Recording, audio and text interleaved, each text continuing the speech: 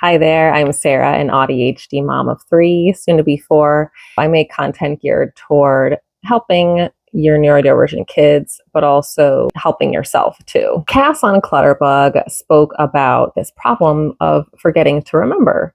She talked about how if you have goals or things that you want to accomplish, that you have to put them to ink, and then simplifying them with steps, which will pave the way for success. It sounds like a really simple thing, but how many of us actually write things down and actually know where the paper is?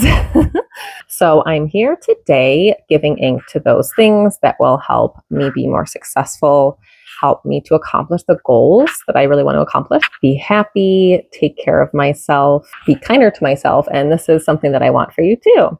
So I'm going to create a mind board today. Right here, you can see it. We can create it together. Hopefully, the tips that I have for you will help you if you want to make one yourself. And I'll let you know that what I'm putting on mine that will probably also give you some ideas too. It does not need to look super beautiful. It doesn't need to be perfect. I think a lot of times that holds us back. I literally picked up several pieces of poster board from Walmart for like $2 each, partly because I figured I'd mess one of them up, so I needed more than one. But also, that's it. That's really the reason I got 4. I'll go through a couple of tips in just a second and stay till the end because I'm going to have my 16-year-old come in.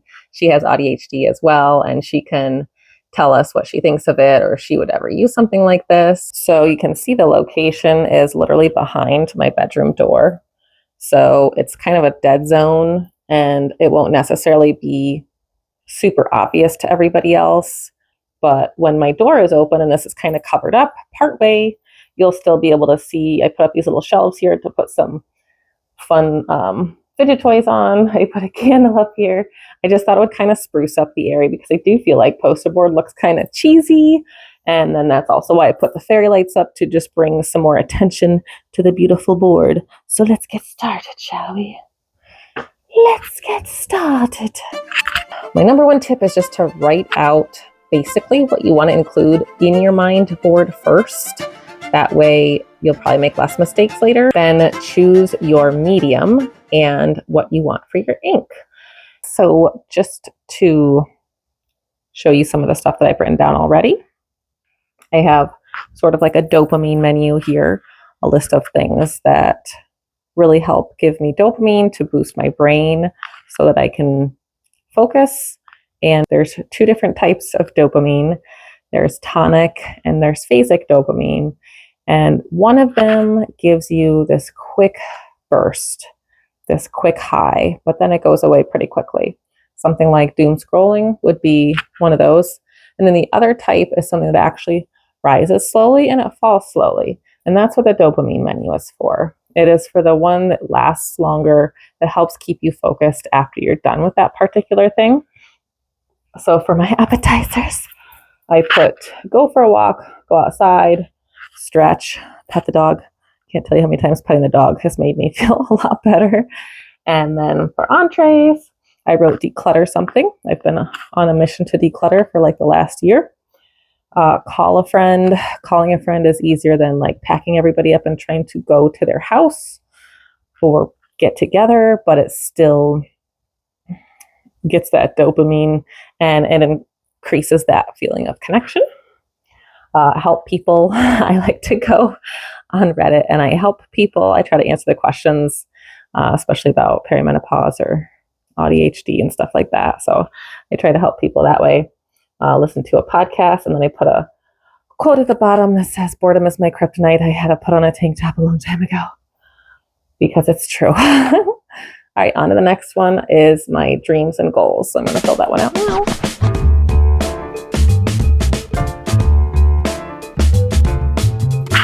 Yay! So for my first goal that I wrote down was to get monetized. And then I went a step further, and this is a goal for this year. But I wrote down each month, and then I wrote down how many subscribers and how many watch hours I had at the start of that month to see how my growth is doing to encourage me to keep trying. And then I'm going to go ahead and do my next goal. So my next goal over here is to have a baby. I actually have another notebook where I broke down into steps the things that I wanted to plan out before he or she is born. And that might be a future video that I go over some of the household things that I'm setting up and such like that. I don't know if that's a goal, but it's a baby. Section down here is quotes and compassion. And I'll just go through a few of the ones that I wrote down. I know I've had so many more that I've forgotten already, but I am going to add probably like another half a board down below this. The first one is that my life is the result of daily micro changes, meaning I don't need to have the all or nothing mentality, that if I'm working towards something a little bit each day or a little bit every couple days, I'm still going to be successful in that thing. And it's also the result of what I say yes or no to. I also wrote, never forget to fight for your purpose every day. And your purpose is something that lights you up. In this case, it's whatever makes you happy. It's whatever you really, truly enjoy. And I find for me, that's making YouTube videos, because for whatever reason, part of it is I just love it. I just like making videos, but I also like helping people.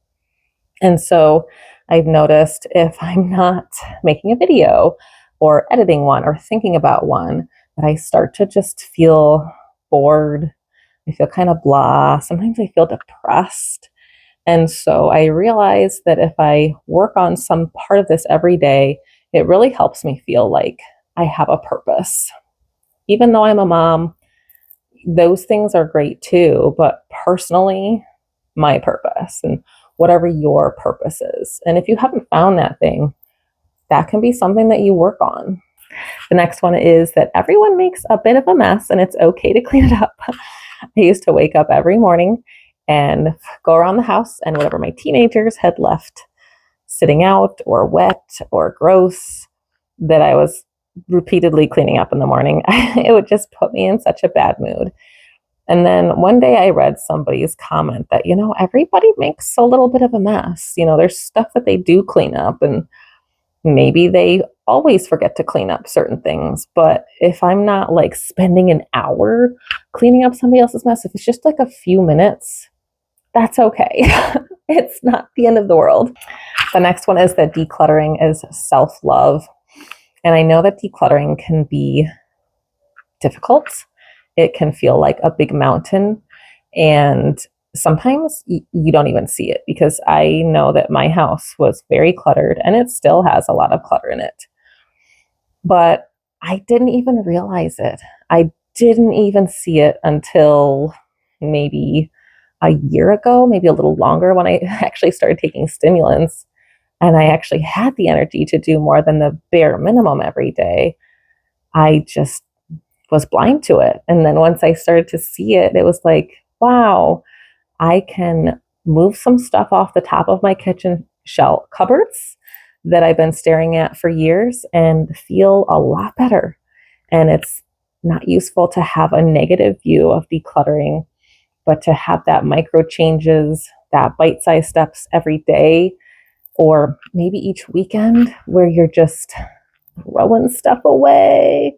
You don't have to take it and donate it if you don't have the capacity, but just less stuff you have, the less work it is for you, and the less mentally cluttered you'll feel. All right, let's move on to the next one. All right, we are coming to the conclusion of what I'm going to do today, because time is flying and I got to go get my toddler up. But in the never forget section, I actually only had one thing, because I've only thought about this for a couple days. But it was just that I will feel better after I get the kids tucked in. And I just, some days I get so tired by the time I'm tucking my toddler into bed that I feel like I'm just going to like die or like fall asleep. So I'm like thinking that this is just terrible, awful. And then I finally get her tucked into bed and I have a few minutes to rest, and I do start to feel better. I start to feel my energy coming back. I can work on the projects that I want to. So sometimes I forget that. There's a couple other sections I'm going to add, which is goals that I've accomplished to help me to remember, so that I can know that I can accomplish these other goals that I want to as well.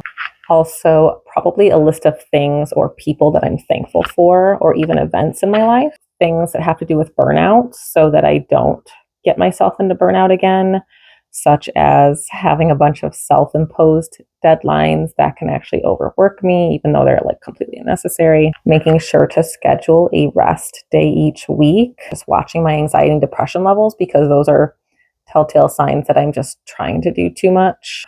Before I ask my daughter to come in, I would love to hear what ideas you have to put on your mind board, what you think of a mind board. If you've already got one, I'd love to see it or hear about it. And if you found this video today, I'd love it if you gave it a like. It really encourages me.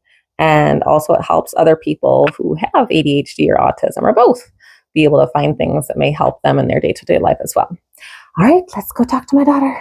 All right, so this is my daughter. She is 16. She's AuDHD like me, but you have more of the inattentive type of ADHD, right? Yes. And so I just wanted to get your thoughts on my mind board. What if you thought it would be helpful for you, or if you think in general it would be a helpful tool? I personally don't find it helpful because I probably wouldn't use this. I don't have space to put it, and I don't think I would look to it or add to it every day or other such things like that. To other people, I think it would be useful. Like if you need to write things down to get your thoughts out, I think it would be useful for them, but personally not for me. Okay. So if you had to remember things like what I put on the mind board, like goals that you have or quotes and things, like how would you remember them, or what would you do so you can remember them? Since I have a notes app in my phone, I'll write it down there. Or since I recently got a whiteboard that goes above my bed, I haven't written anything down on there, but I think I would. Yeah. But I mainly use my notes app on my phone. Okay. And do you mind sharing like what types of things you write down in your notes app? I have like hyperfixations that I have written down on there. Sometimes if I want to create stories or other such things, I'll write them down. Most of the time it's only lists or things that I need to do that week or day. Okay. I haven't really ever thought of making a mind board, so. Yeah, that's understandable. Well, thank you for your perspective. Should we high five? Well, thank you guys for watching today. I hope this was a useful video for you, and I will see you next time. Bye.